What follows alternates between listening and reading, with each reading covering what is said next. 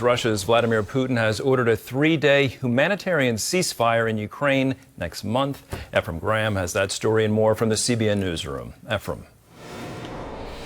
Andrew, the news comes as the Trump administration says this is a crucial week in negotiations to end the war. Secretary of State Marco Rubio says both sides need to make concessions to end the fighting, but they still seem far apart.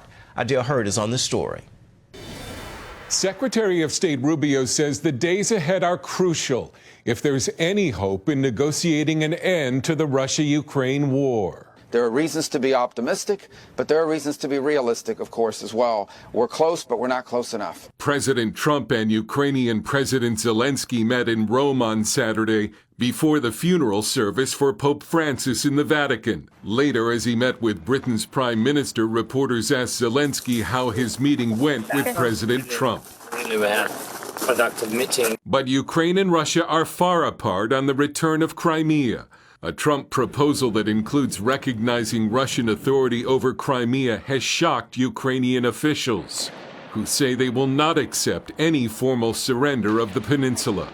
The Russians invaded and annexed Crimea in 2014. Russian Foreign Minister Sergei Lavrov says the Kremlin is ready to reach a deal with Ukraine, but he made it clear on CBS Face the Nation that Russia is not giving back Crimea. President Trump said Crimea is not even being discussed right now. Yes, because this is a done deal. President Trump, after castigating Ukraine's President Zelensky in the Oval Office a few weeks ago, now sounds as if the continued Russian attacks on Ukraine have changed his view.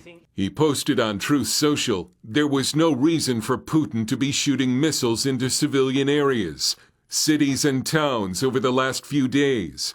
It makes me think that maybe he doesn't want to stop the war. He's just tapping me along, and has to be dealt with differently through banking or secondary sanctions.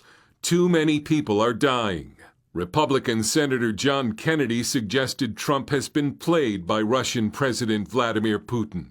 Putin has reneged on every promise that he has made to President Trump. He has jacked around President Trump at every turn. He has disrespected our president. I don't think it's going to get any better until we make it clear to Mr. Putin that we are willing to turn him and his country into fish food. The top Democrat on the House Armed Services Committee, Congressman Adam Smith, said Trump made an enormous mistake by attacking Zelensky. What Donald Trump did on Ukraine is he came into office and he appeased Putin from day one. But by attacking Zelensky and appeasing Putin, he gave Putin a huge wide open door to walk through. Secretary Rubio said both Ukraine and Russia need to be, quote, grown-ups and realize they'll both have to give something up to end the war. Dale Hurd, CBN News.